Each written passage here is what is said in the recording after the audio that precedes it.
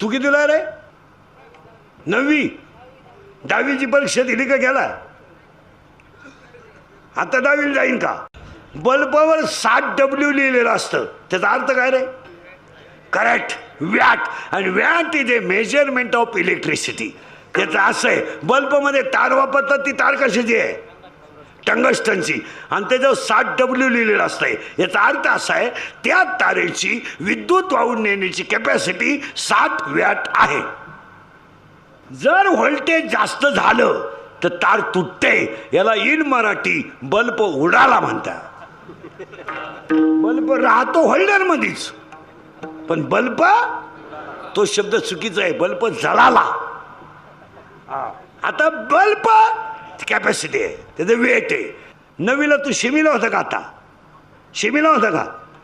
हां, chapter number 1, paper number 1.